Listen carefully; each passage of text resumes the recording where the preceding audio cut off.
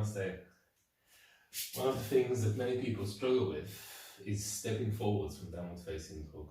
It's a classic one. You kind of come into sun salutation, you step back, you downward facing dog, and you're supposed to step forwards, and then you can't, which is obviously very frustrating. So a few things here to just kind of understand why.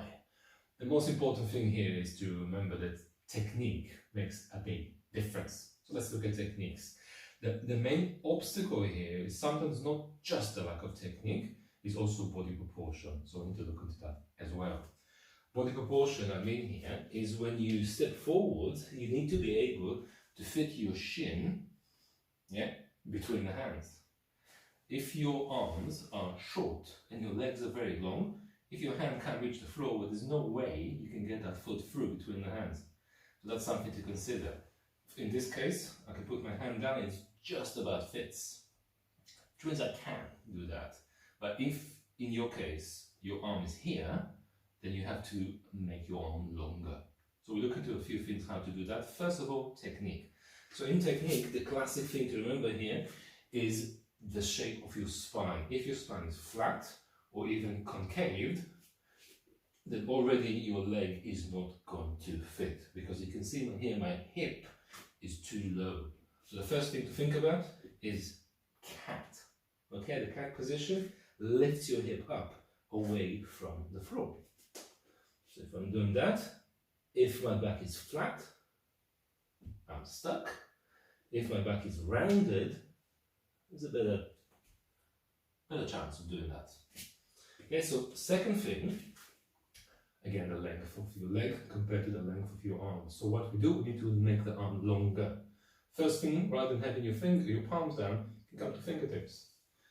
So again, I'm coming back to it, I'm correcting the shape. I'm coming forwards, and to compensate for the length of my arm, coming to fingertips, much easier. Okay, the other option here is not only coming to fingertips, but also leaning away from where that leg is coming to. So again, I got my leg up, got the shaping position, I'm coming to fingertips, I'm leaning further left, which means this hand doesn't actually have to touch. So I can step forwards. Okay, so shape of the back, lengthen your arm, fingertips, lean away, and then your leg is free. If it still doesn't work, we've got blocks. So you can use 2 bricks. Obviously they have various settings. I'm going for this one because obviously that's quite high and still quite stable. So I'm shaping my back, I'm leaning away. It's easier to step it forwards. A good way to kind of practice with that is to have an obstacle, which can start quite far.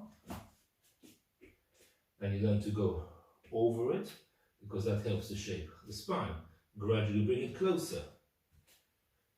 And you go over it, which engages your core. And obviously once you get a bit more professional with that, you can take it further, as in higher.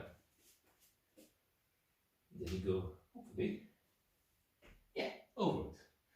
If it goes well, gradually you can lower. You can lower the props, or maybe eventually, I'm going to be too ambitious, eventually have no props, just good technique.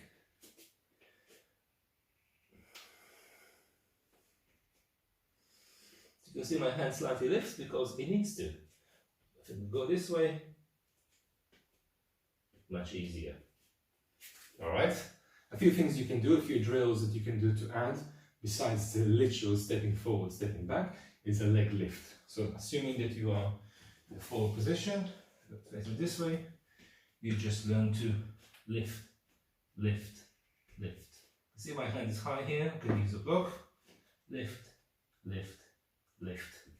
That will teach you the correct activation of the core for the hip flexors. Okay, it's all about the shape of your spine.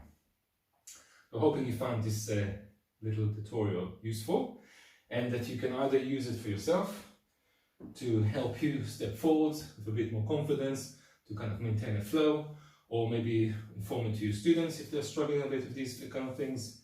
So So if you did find it quite useful, give the video a thumbs up and don't forget to subscribe and look out for any kind of more tutorials, any other information coming to you in the future.